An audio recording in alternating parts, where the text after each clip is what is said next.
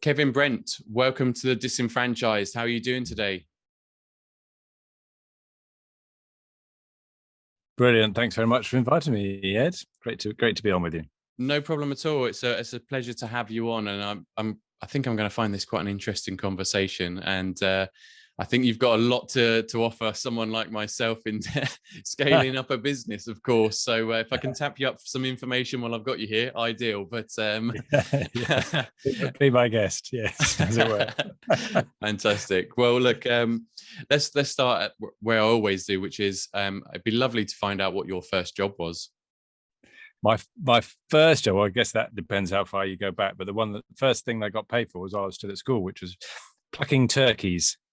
Oh, fantastic. Yeah, but my friends own a turkey farm. So I haven't been roped into it yet, but I know it can be quite painful on the hands, that job, can't it? Yeah, and pretty smelly and not very pleasant. So that was obviously a part-time one. Did a couple of other things at school, like buckwheat farming. Okay. That was also quite fun, physical, and certainly not as smelly as turkeys. But my first proper job was in the Royal Air Force. Okay. So I was sponsored through university to study electrical and electronic engineering by the RAF, and I was to go in as air crew. So that was Right. my first job. So so you were there while you were studying, and once you finished studying, did you actually then start working with the RAF, I did. So and what kind of projects were you working on, if you're allowed to say, of course? well, yes, and it's a long time ago, and essentially it was through on the training side. I was taken in as air crew, so I went through all the officer training, all the survival training, all the early stage flying training, but I didn't make it all the way through. I ended up with a medical problem with not being able to clear my ears, actually, with the height and pressure changes. So I essentially bought my way out of the RAF at that point. Yeah. Wow. It must have been quite an experience, though.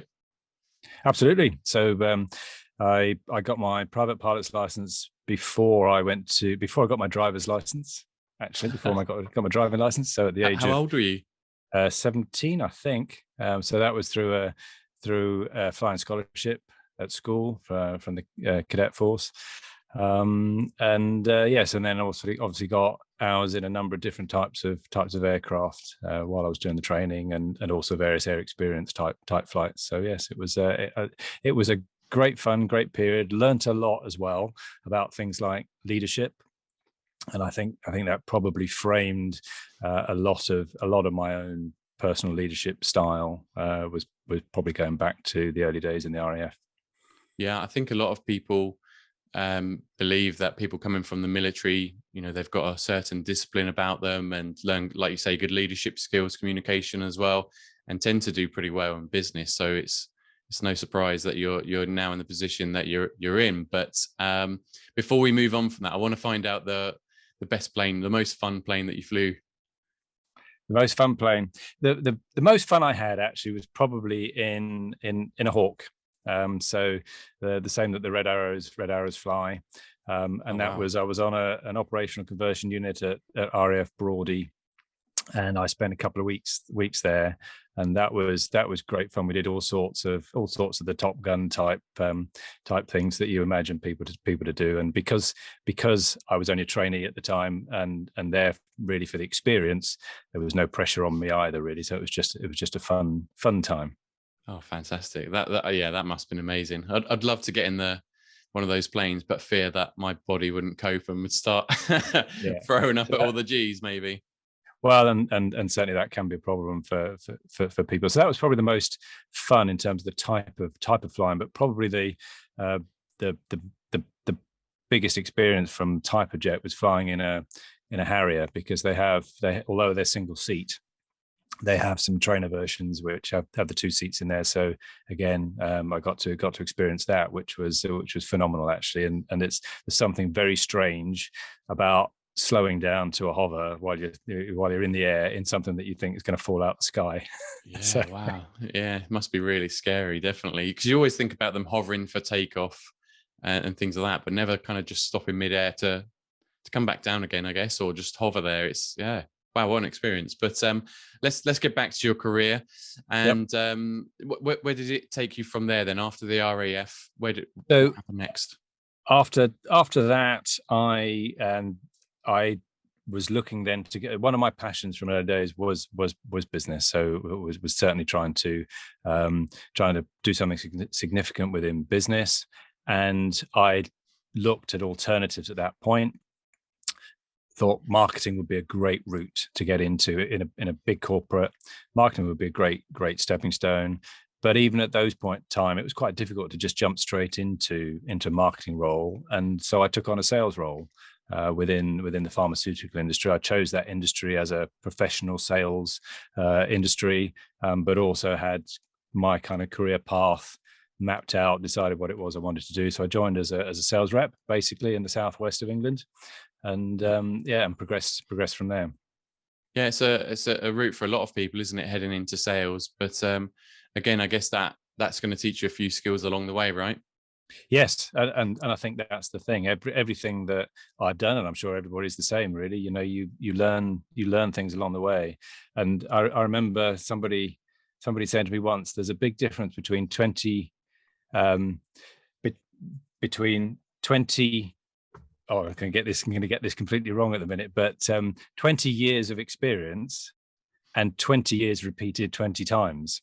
Right. So in other words, I have not exactly succinctly articulated that, but the idea being that if you're learning things along the way and you're constantly learning and evolving, then you are building up 20 years of experience. But if you're just repeating what you do each year and you're just doing that year on year and you're not really embracing new things and learning, then 20 years experience really is only the same as one.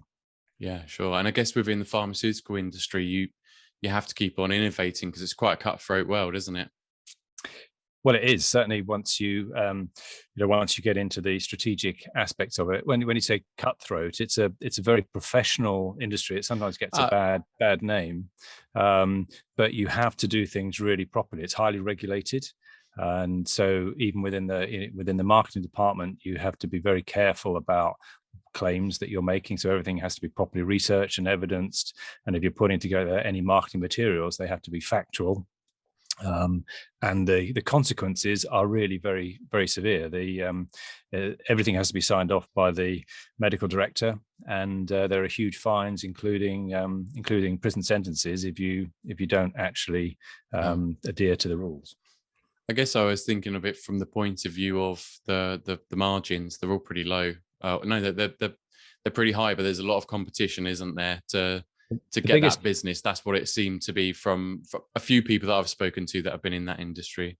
Okay, well, there are different types of companies within it, because it's a large industry. But if we're talking about the research-led businesses like your GlaxoSmithKlines and the like, and the Pfizers, then they are spending an awful lot of money on research and development.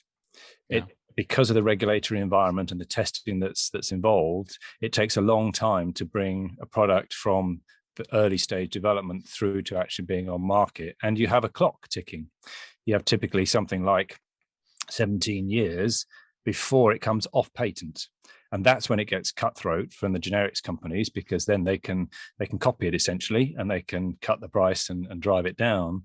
But you've only got a certain period of time to recoup your investment. So if it takes you 10 years to get it to market, then you've only got 7 years left in which to monetize your investment. So that's where it's a constant challenge for the R&D led companies. That makes sense. That makes a lot of sense. So which company were you working with, and where did you get to within that organization? So I joined a sales force that was called May & Baker. So there'll be people out there that will remember the old May & Baker. At that time, it was already owned by a French company called Rhône-Poulenc. So that was the actual company, and then that went through various mergers with a company called Rora, and then Sanofi, and ended up being Sanofi Aventis. I don't actually know whether that's still what it's called now, but it certainly was one of the top 10 global pharmaceutical companies. I went through from the sales side, did quite well, got promoted into the market research department within 18 months.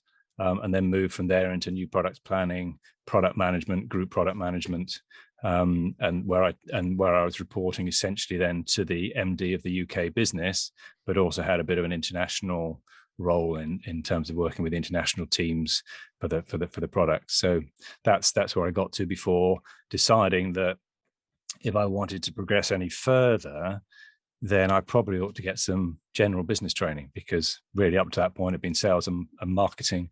So I applied for and got a place at INSEAD in Fontainebleau in France, and went and did my MBA there for a year. Okay, fantastic. And was that with a plan in mind to progress within the same company, or try and do something different? Yeah, so the idea was either to come back to the pharmaceutical industry and progress further that way, or possibly use it as a stepping stone to do something a little bit different, which is in fact what I ended up doing. Okay. I ended up going into management consulting then, and working for a couple of top tier management consulting companies. Yeah. So again, I view that as quite a difficult market to be in, right? Everyone seems to want to be a management consultant, or there seems to be a lot of them around, and especially when you look at the big four, they've got a lot of the coverage. So did you find that challenging to be in that environment? It is challenging, because if you're working for one of the top tier companies, then they're charging out at a fair old rate. So they expect a lot from you. And so you have to work at it, and you have to apply yourself very much for that. So it's tough going into that industry, and certainly coming from industry, from the pharmaceutical industry, and going into consulting was definitely a shift in how it all worked. So were you working for one of the big four, or were you going out? I worked for a company called I was recruited from INSEAD to work for a company called Maricon initially. Okay. And they are all about value-based management. So that's where I picked up my interest in building for value, because their point of differentiation really was ensuring that whatever you did within the business had to have that long-term view of maximizing shareholder value. And which is a great view to have. You could say, yes, we've grown this amount and made this amount of profits, but actually, if relative to the rest of your industry, you're underperforming, even if you're making some good profits and growth, then you're not actually creating value in the true sort of sense of the word. So that really helped me in those early days to give me that little bit of an insight and a desire to work with business owners of smaller businesses and try and apply some of those principles that were used at a corporate level, and bring them back to the real world, if you like, with small and medium-sized business owners.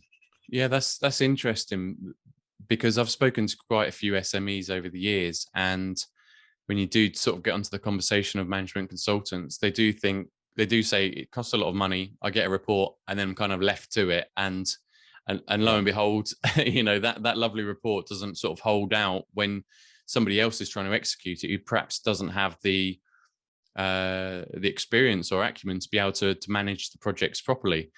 So having that value piece angle, I think, is really, really interesting, actually, and makes a lot of sense for the smaller organizations, small to medium sized companies. Yeah, and you've touched on one of the real reasons why I left that in the end, was that I was working on some of these projects, as producing reports, recommendations, but then having to leave it with the client. There wasn't very much of the follow through, and I was with a few of them. I was thinking, God, I'd love to do this. I'd love to actually take this forwards and do this. So that's one of the reasons why I started changing career path after that. But also, you touched upon the fact that if we're talking with owners of small and medium-sized businesses, they don't have a lot of money to spend on consultants and on reports. They're just not going to do that. They're not going to spend £2,500 day rates or whatever it might be. So you've got to add real value.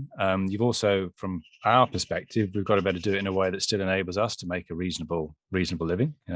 So that's got to come into it as well. But also, and one of the things that took me a little while to adjust to, coming out of the corporate world into working with owners of small and medium-sized businesses, there's a language difference as well.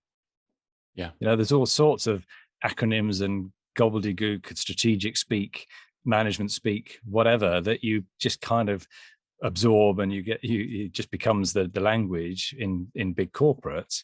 But really, you've got to cut through that and just talk plain stuff that has an impact and actually makes a difference to a business owner. Yeah, it all rings really true to me. So I used to work with a company called Expense Reduction Analysts, and they charged a fee based on the savings they made a client. So they would stick with them, through analysis of the project and where they could save money, through to implementation, and then beyond to actually monitor the results of the project. So they're there the whole time for at least 2 years, actually. And that's how they generated their fee, was based on results. Yeah. And I think it sometimes takes a while for those business owners to get their head around that model. But once they do and they experience it, they go, okay, this now just makes total sense, because I'm not on my own. It's not false claims and promises that don't actually come true. And I'm not saying that the big four are like that, or in these big management consultancies are like that. They're doing a service that works for a certain type of client, I think, but not all of them. And I guess that's what you're saying. So is that the business now, BizSmart, that you're in and moved into? Yeah, so BizSmart is what I set up in 2012, and that is all about trying to help business owners that want to scale up their business, because that's not easy, but with the ultimate aim of creating a valuable business, so that when they decide at some point to do something different, either willingly or not, then they've got something tangible of value that they can either pass on to somebody else, or potentially sell, or step back from and have a recurring income coming in, but something that's got tangible value, as opposed to being something that just has to stop when you stop. Yeah, makes a lot of sense. And I really want to come back to that in a moment. But before we do, I know that just a bit before that, you've actually had a few other businesses that you've set up in the past as well, haven't you? Yes. So I've set up 4 in total, including BizSmart. And the first one of those was at the early days of the kind of information internet portal side of things. And again, going back a little bit to my earlier roots in the pharmaceutical industry, I was working for a medical education agency at the time. And so I set this business up within the business as an information portal. So people will know of NetDoctor, for example, probably WebMD. So we set up something called Health in Focus at about the same time as NetDoctor, with the main aim of being at a position so that when some of the American companies like Dr. Coop and WebMD at the time came across into the UK, that we were already positioned there with a UK audience, and that there might be a possibility that they would look to acquire us, as opposed to starting from scratch. Right, that's interesting. And how about your other businesses? Are they the similar kind of lines or something? No, all very different. So I set up. At one point, when just shortly after having our first child, actually, both my wife and I had got reasonably demanding professional jobs, and we realized that there was that was a challenge. We could get our son at the time into a nursery. That was fine, although there's typically a 6-month waiting list or whatever else. It's probably worse now. But what happens when the child was ill? And we had a number of instances when Josh was not well, not able to go to nursery, and it's like, what do we do now? Both of us have got an important meeting that we've got to get into the office for, or whatever. And we so what I a little bit later on, what I then set up was something called Ease of Minders, which was this idea of emergency childcare support. So it's a membership service where we set up a network of nurseries, nannies, and childminders that then, when busy professional parents had that situation, we were able to offer them an alternative temporary childcare option. Excellent. And were these businesses that you're setting up successful, would you say, or what kind of happened to them? So that depends on your own measures of success. The the healthcare information portal received an offer from Dr. Coop of £6 million within 18 months of launching. Pretty impressive. The ease of minders, I ended up selling the contracts for those. So it was, it was mediocrely successful. We had about 120 nurseries around the country and a reasonable turnover. And then through one thing and another, we moved and I sold the contracts. Essentially, we had some NHS contracts and things. So we sold that. So reasonably successful. And then there's another one which is still running, which I set up with my wife. She runs that primarily, but I helped her set it up in the beginning, which is something called the Patient Experience Network, which is completely different. And it's all around uncovering and sharing best practice within the healthcare. So not just the NHS, but also in private healthcare and also in social care now. But there's an annual award ceremony with that. In fact, the judging's just coming up again then this right now. So I've got a few entries to judge shortly. But that's a phenomenal thing that my wife has now gone on to build into something that is very well respected within healthcare. Fantastic. So to me, it sounds like you're not just sort of talking the talk, you've actually kind of walked the walk as well. You've set up companies, you've helped grow businesses in terms of sales within the pharmaceuticals. And I want to go back to what you were mentioning before about building value. So exit strategies, I guess, is an important part of any business growth plan, isn't it, really? What is, as you say, your definition of success? So I'm never going to be able to say it as eloquently as you can, I think. So talk me through about how you're helping these companies to build value within their business. Okay, so well, I mean, there's the yes, we do work with business owners to help them with their exit plan. That is definitely part of it, but it's not all about that. And in fact, that's one of the things that we discovered fairly early on, is that because we led originally on the focus of building for value, and I think that was a little bit misunderstood initially, because I don't think most of us in the UK, most business owners, are thinking about selling their business. For example, it's the first bit first. Let's actually make a sellable business. Let's create something. But they're not thinking. Maybe it's different in the States. I don't know. But we're not literally thinking that way so much. We don't see a lot of so many business transactions happening. So we led on that and over time changed the positioning to be much more about the scale up side of things first, with then maximizing the value as you go, so that as you scale, and the principles of building for scale, scaling up, and for building a valuable business interlock nicely. There's a lot of overlap with those. There's nothing that's at odds with those with each other. So if you work carefully then on scaling up the business in the right way, with building in some of the additional value principles, then you will build a valuable business at the end of the day. Yeah. Okay, that's interesting. So this is your business now, and how's that grown over time for you? How long has it been going for? So it's been going for just over 10 years. We celebrated our 10th anniversary this year, in fact.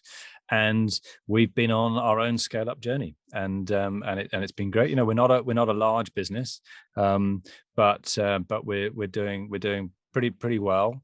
And one of the things that is really interesting about the way that we built it is that it is largely based on recurring revenue. So, and we've just started. Reason for talking to you as well, the reason for you inviting me on is we've also just now developed the franchise offer. We've got our first franchisee starting.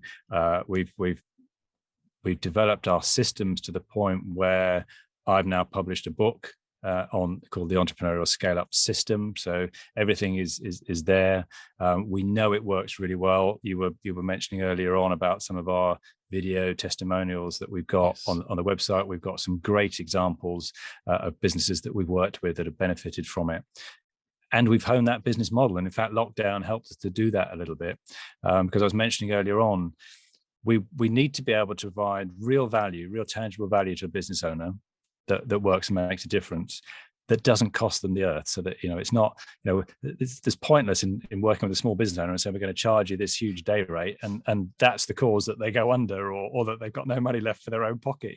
So we've got to fight. We've got to do those two things, but we've also got to find a way that we can make money as well, that we can make profit. So and that's part of what we've been developing over the last 10 years, to get us to the point now, or a couple of years ago, where we've really got that model sorted and are able to then bring in franchisees that can hopefully replicate that and spread the word, essentially. Yeah, I can see why that's really attractive to small business owners. I mean, I'm one myself, and I'm 4 months into having my own business, and I've spoken to a few people about offering, support and guidance and coaching and training sessions. And, when I sit there and look at £2,000 for a one-to-one once a month, that feels a bit steep at the moment. I know they could have a lot of value to offer me, but if the cash flow isn't there, it isn't there. There's not much you can do about it, is there? If your net profit is 200, if your net profit is 10% and you're being charged £2,000 a month or whatever, that's got to come out of a much larger turnover number for it to be worth you doing, without it wiping out your profits completely. So yeah, absolutely. So we've developed lots of different access points, essentially, that people can work with as different levels of service. I say lots, four key ones, but also then we combine that with peer working. So we do a mixture of one-to-one, but also working in groups, and we've found that does a couple of things.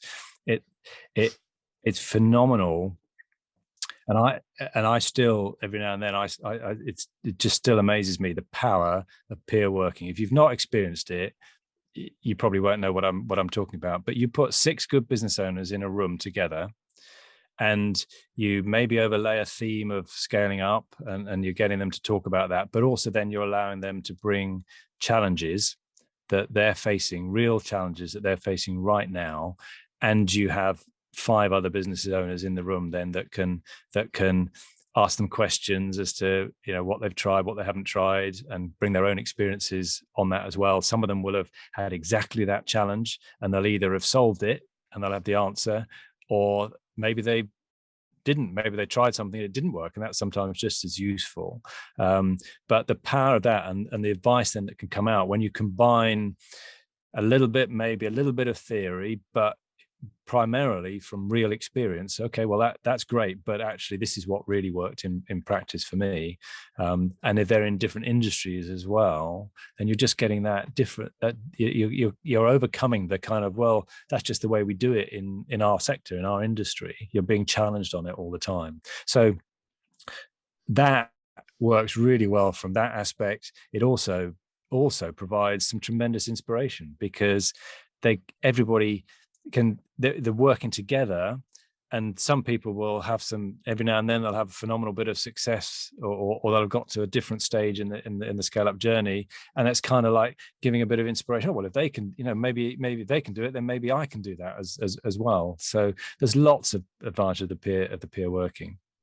Yeah, no, I haven't directly sort of sat down and been within a peer group. However, working within the franchising industry, franchisors are pretty good at supporting one another and helping them through a lot of challenges.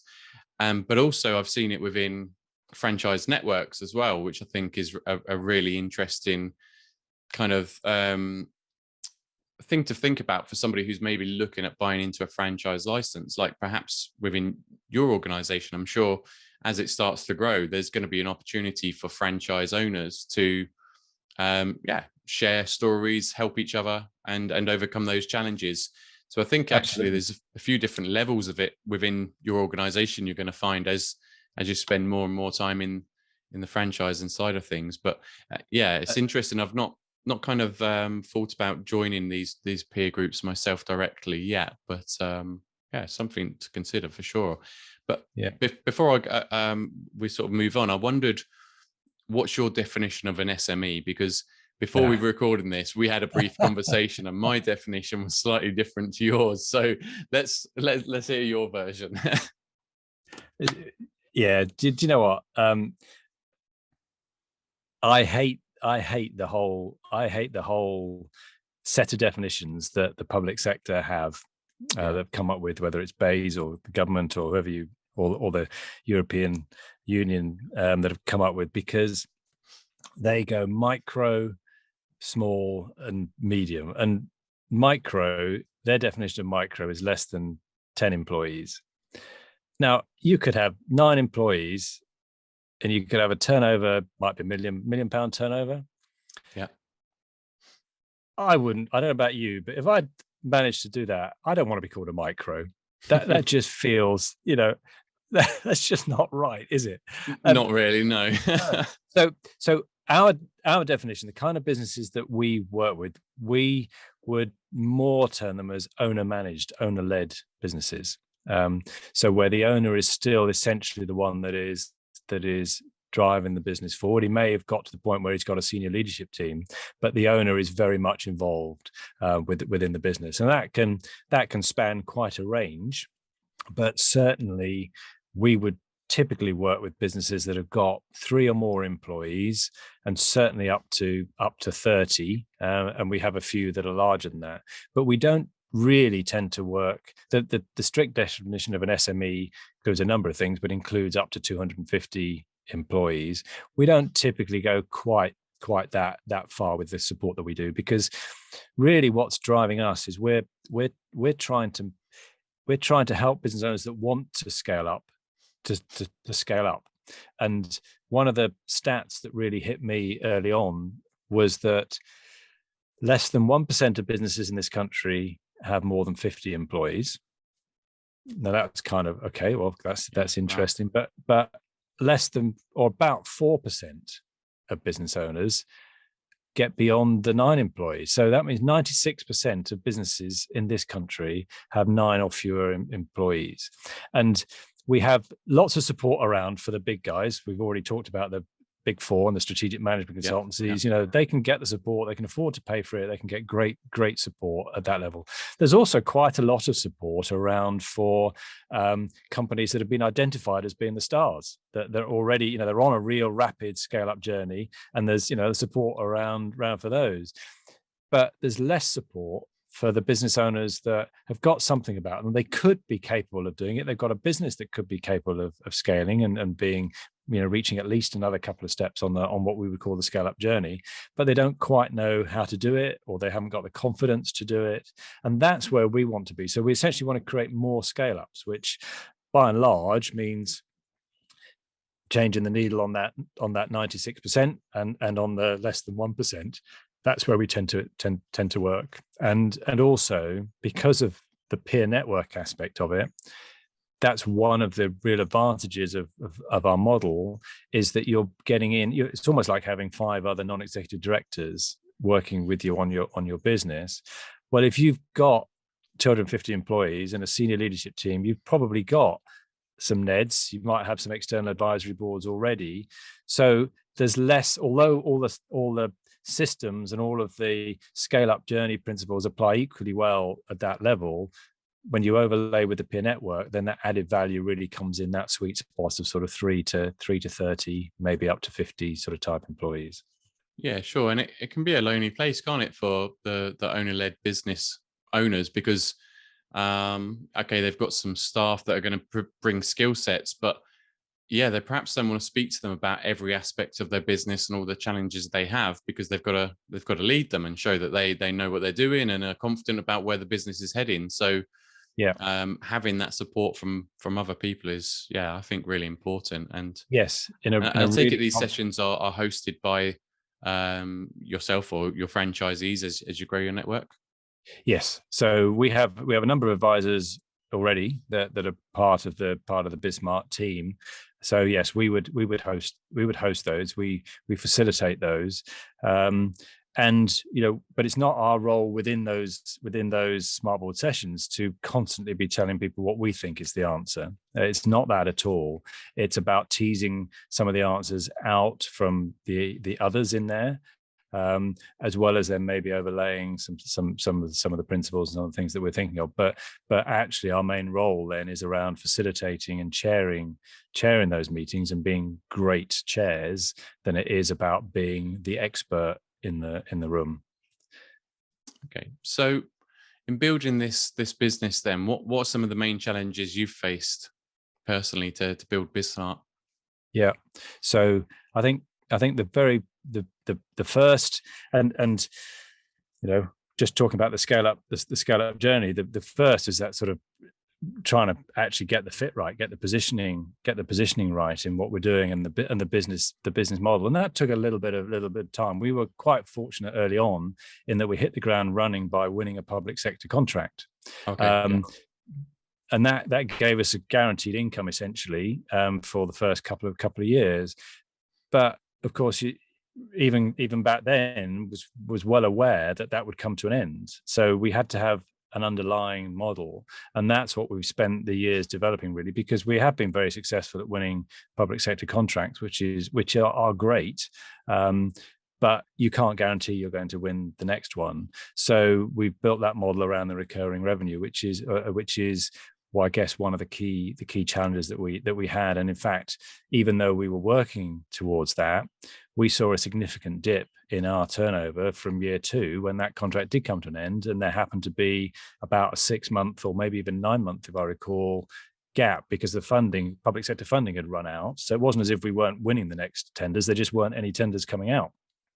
Yeah. So we didn't have that income. So our income dropped until we then were able to bring it up again with the model. So that's been one of the key challenges that we've faced certainly along the way. We're seeing it now as well. A big challenge for us right now is finding good quality franchisees. That is our number one challenge at the minute. We have a model that works. There's no question that what we do works and business owners love it. Absolutely no question whatsoever. We've even got endorsement from the ScaleUp Institute actually for the okay. programs that we run, which is based on, we had to show the outcomes. So it's not just based on, oh yeah, that looks like a lovely program. There's some rigorous review gone into it, and it actually took us probably about 18 months in total to go through the process to get that. So we know what we do works. Our challenge then is thinking about, okay, well, who would make the ideal franchisee? Who could really help us to build the business, because there is a local aspect very much with what we're doing, but who can share that passion of really trying to help business owners to scale and build those valuable businesses, and that's got the leadership, going back to maybe right about the beginning when I was saying about leadership, that's got the leadership skills to hold credibility with a group of successful business owners and help them to be even more successful. See, I've spoken to quite a lot of management consultants who are looking to change their career, and a lot of them inevitably go into consulting, right? Which might be similar to what you're doing, and they might hear this and think, okay, well, what's stopping me from setting this up? But I think I was going to ask you that question, but I think you've already answered it. It's not a case of just set it up and you're good to go. Business is going to flow in.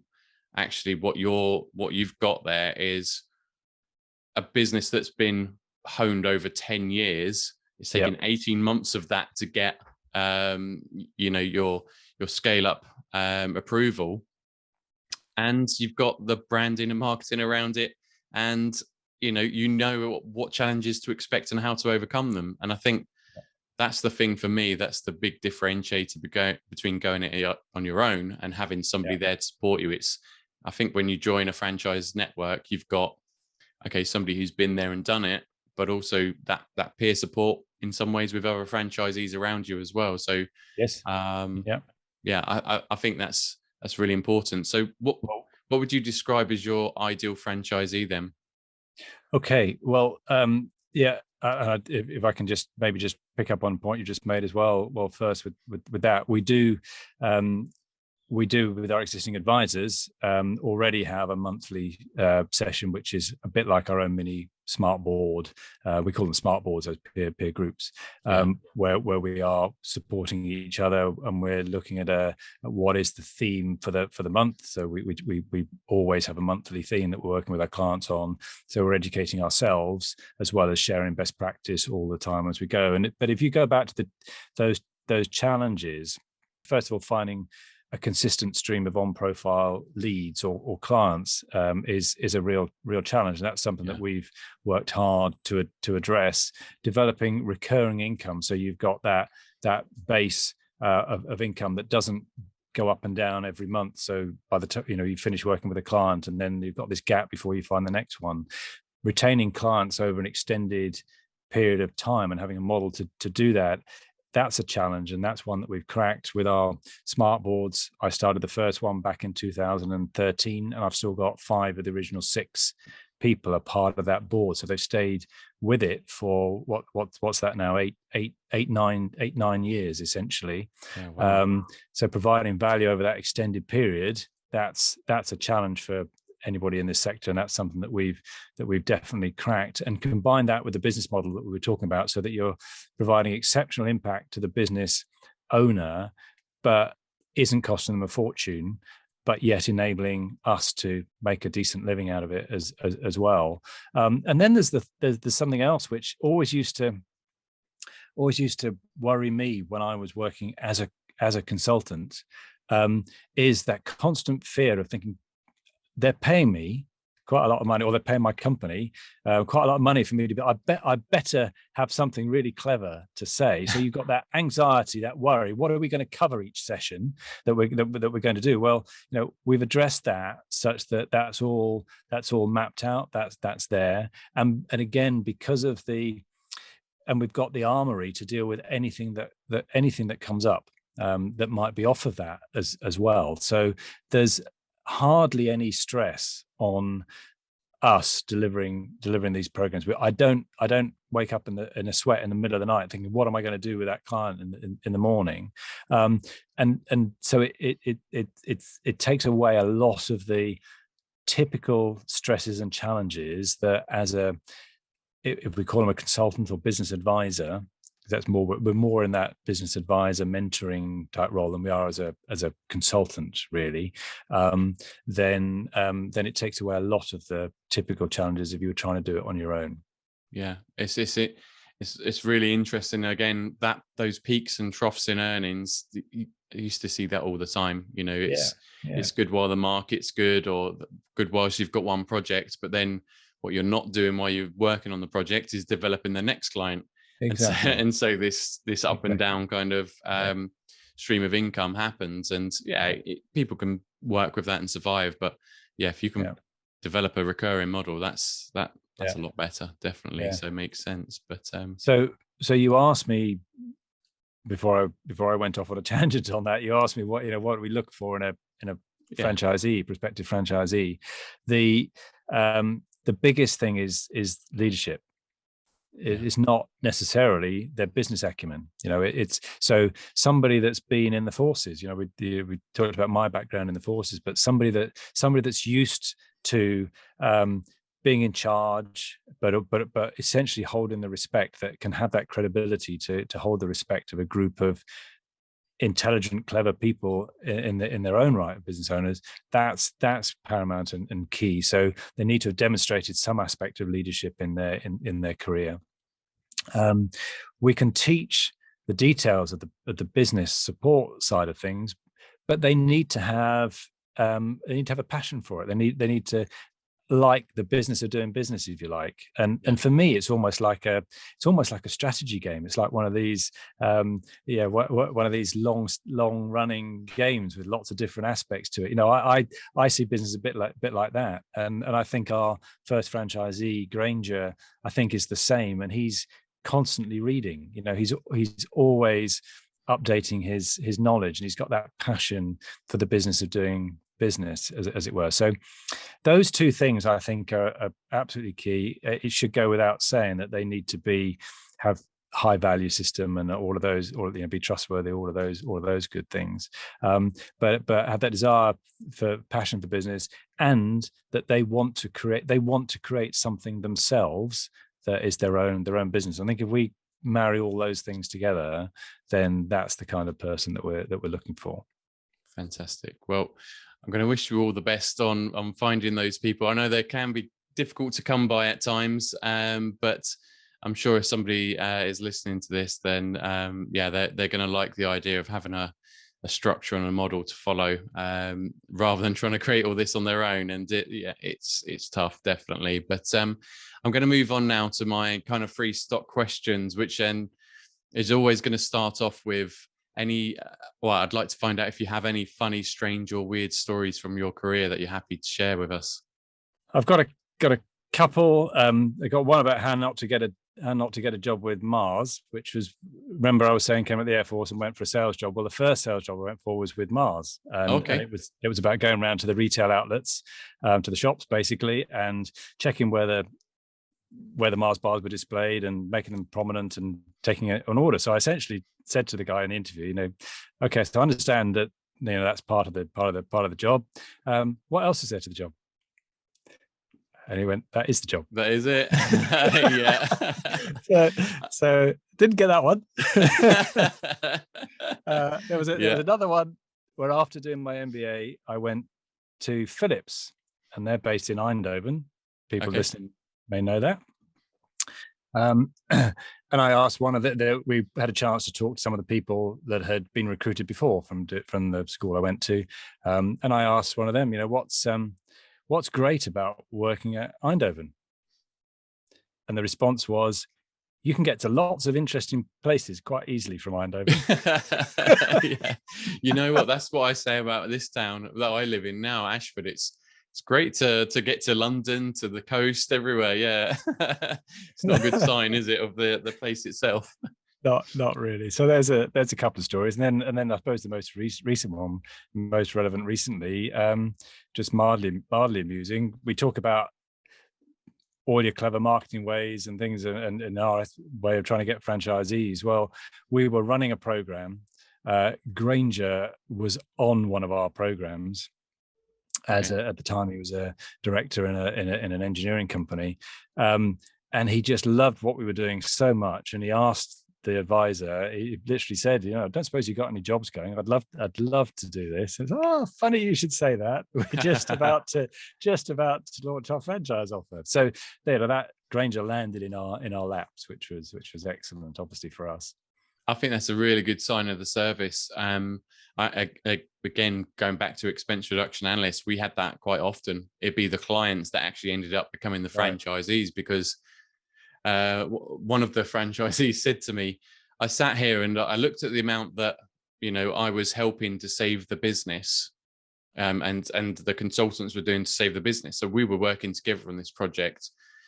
The difference was I was getting a salary and he was getting a fee that it made my eyes sort of open as to what's achievable. So I asked and joined the franchise network from that way. And I think, that's a really interesting thing. And it shows that the people inside of your clients are actually seeing that there's value in your opportunity. So that's really good. I like that story, and thank you for sharing those. So any proud or inspiring moments from your career you're happy to share? Yeah, I think there's a lot. One that stands out, I mentioned setting up the business with my wife, and then my wife running that business, and she's the one that's done all the hard work with that, and she was recognized with an MBE for doing that. Wow. So that was definitely a proud moment for us. And I have to say, just having my book published as a recent proud moment in business, that was definitely something. There's something about having a tangible copy of your book, your first book, and being a published author just feels good. That's cool. So what's the book called, and what's it about?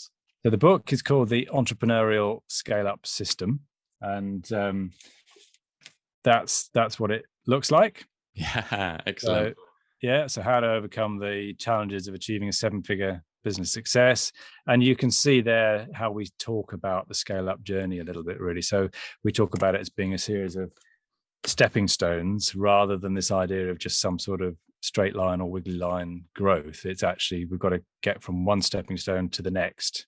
And then once we've got that one, we've got to master that one before we then try and get to the next stepping stone. And once you start to look at it in that way, you can start, and this is how it helped us. And I mentioned about, you were asking about the challenges and the positioning. Once we decided we're about scaling up, you then go, well, okay, that's scale up journey. Well, what does it take then to get from the one person pillar to, if you got 3 to 5, what are some of the things we need to think about? If we're at that 3 to 5 one, what does it take to get maybe to having 8 to 12 employees? What are the differences? What are the things we need to think about? And so on and so on. And it means that you've then can be really quite laser focused about what it is you need to build into your offer. Excellent. So my final question then, and that is, and I know you're relatively new to the franchising world, but if somebody was about to, potentially invest in a franchise license, what one piece of advice would you give to them? Think about it very carefully. Look at what it is that really is on offer. Don't get too swayed by the big names, but think about what it is that drives you, that you're passionate about. Because don't go. What I would say is, don't go into it just thinking, oh, I want to make money, and what's the, what one looks like, I'll make the most money. It's got to have part of what you want to achieve out of life, what you enjoy doing, and I think that's the biggest piece of starting advice. And then look at what franchises are available in there, and don't necessarily, and maybe I would say this because we're at the relatively early stages, but don't discount ones that are new to the game, because quite often they will be the ones that are disrupting the market and coming out with some really good stuff, and you might want to be involved in that. And of course, also what you get with that is it's likely that you're going to be able to have more of your own input into how things grow, as opposed to being told by a McDonald's that just, let's just say for sake of arguments, this is absolutely the way that we do it. So although there's a system, it might be a little bit more flexible and open to new ideas with a younger franchise. Yeah, it's a good point. And actually, I think you're more likely to get closer support from the person who's come up with the concept or the system, right? Whereas with some of the larger franchises, actually the franchisor who started the business steps away, so they step back and have a support team around them. There's pros and cons to both sides, but I think that's an important one to think about with some of those smaller brands as well. But Kevin, thank you so much for your time today. It's been a real pleasure getting to know you better and your business journey, and wish you all the success for the future as well. Thank you very much, Ed. Very kind of you, and I've really enjoyed being on your podcast. So thank you very much. Fantastic. Cheers, Kevin. Bye-bye. Bye.